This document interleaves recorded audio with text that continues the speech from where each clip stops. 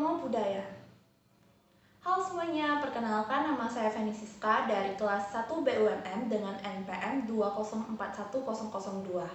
Nah, pada kesempatan kali ini saya ingin ngebahas mengenai makna yang terkandung dalam lambang-lambang agama Buddha. Yang pertama ada lambang dari Buddha Rupang. Nah, dalam konsep Buddhis, Rupang itu merupakan simbol dari kebudayaan.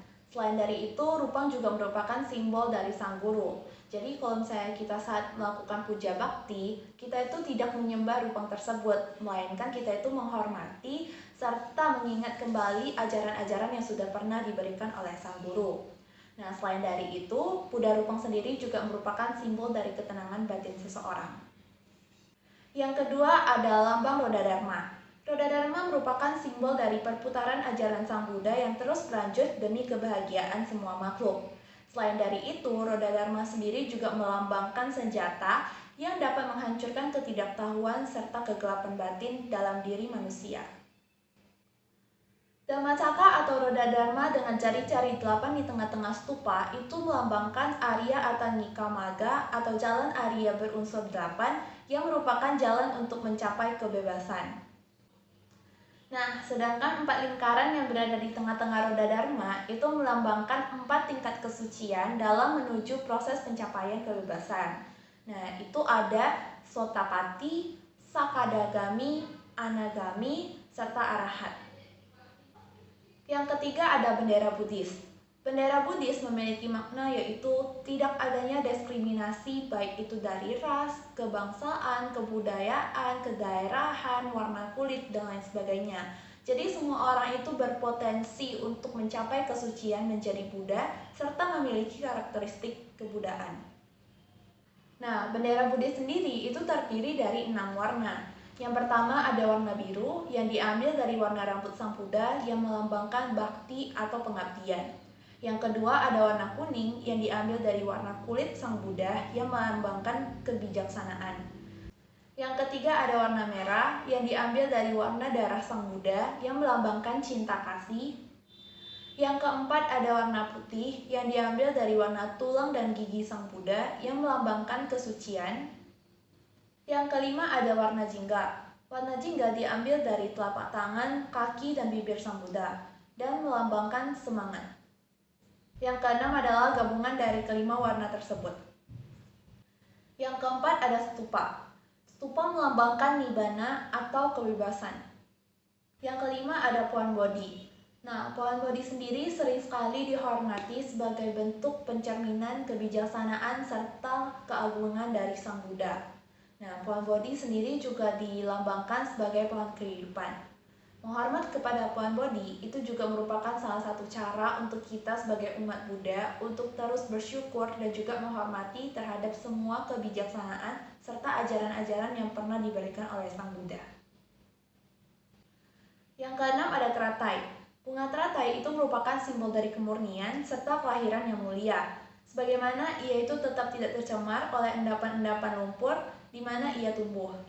Nah, kita itu sebagai pengikut ajaran agama Buddha, hendaklah kita itu bisa menjadi seperti teratai, tetap murni dalam kehidupan duniawi yang penuh dengan godaan.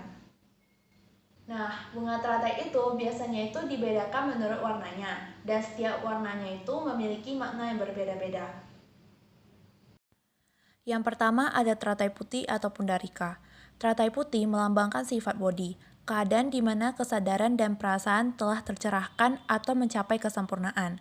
Biasanya memiliki 8 kelopak daun yang melambangkan jalan mulia berunsur 8. Yang kedua ada teratai merah atau kamala, melambangkan sifat alami dari perasaan manusia, yakni cinta kasih universal, welas asih, semangat, dan kualitas hati lainnya. Yang ketiga ada teratai biru atau utpala, merupakan simbol kemenangan atas bentuk-bentuk perasaan, memperoleh pengetahuan dan kebijaksanaan. Biasanya direpresentasikan sebagai teratai yang sedang mekar dan pusatnya tidak pernah terlihat. Yang keempat ada teratai merah jambu atau padma.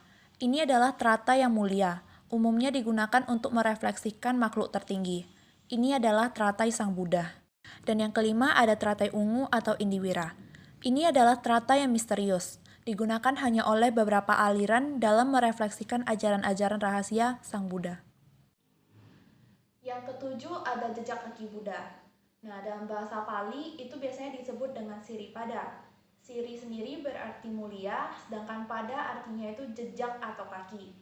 Siripada itu melambangkan kehadiran Buddha di dunia.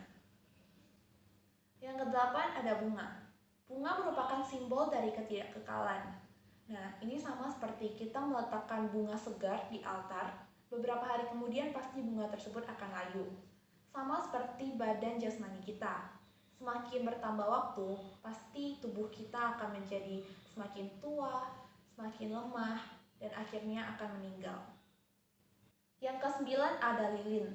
Lilin merupakan simbol dari penerangan yang menerangi jalan siapa saja yang melaluinya untuk mencapai tujuan. Nah, selain dari itu, lilin juga merupakan simbol dari pengorbanan diri, di mana yang bisa kita lihat, lilin itu disulut, kemudian dia meleleh. Nah, dia itu merelahkan tubuhnya itu habis terbakar untuk memberikan penerangan. Yang ke-10 ada air. Persembahan air itu merupakan simbol dari kemurnian, kesucian, dan juga ketenangan. Selain dari itu, air juga merupakan simbol dari kerendahan hati, di mana yang kita bisa ketahui, air itu selalu mencari tempat yang lebih rendah dimanapun ia mengalir. Yang ke-11, swastika. Swastika merupakan simbol kuno yang telah digunakan oleh berbagai budaya untuk melambangkan kehidupan, matahari, kekuasaan, kekuatan, dan keberuntungan. Begitu pula dalam tradisi ajaran agama Buddha. Swastika melambangkan hal-hal yang baik dan positif. Selain itu, swastika juga merepresentasikan jejak kaki Sang Buddha atau Buddha pada. Swastika kerap kali digunakan sebagai tanda atau ikon dalam sebuah teks Buddhis.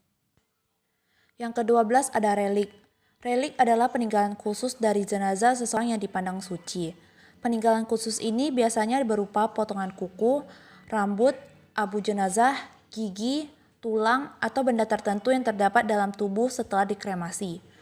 Pemujaan terhadap relik itu dimulai sejak kematian Buddha Gautama setelah abu jenazahnya dibagi menjadi 10 bagian dan disimpan dalam stupa yang didirikan di 10 negara.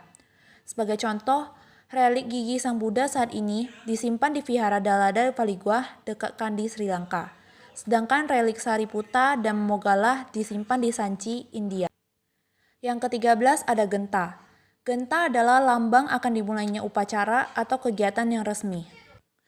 Yang ke-14 ada tasbih. Dalam lingkungan agama Buddha, tasbih digunakan sebagai alat bantu dalam bermeditasi untuk memusatkan pikiran. Tasbih ini biasanya memiliki biji yang berjumlah 108 buah. Secara umum, biji-biji ini dipakai untuk membilang banyaknya mantra atau doa dalam Mahayana. Sekian video mengenai lambang-lambang agama Buddha. Thank you for watching. Namo Buddhaya.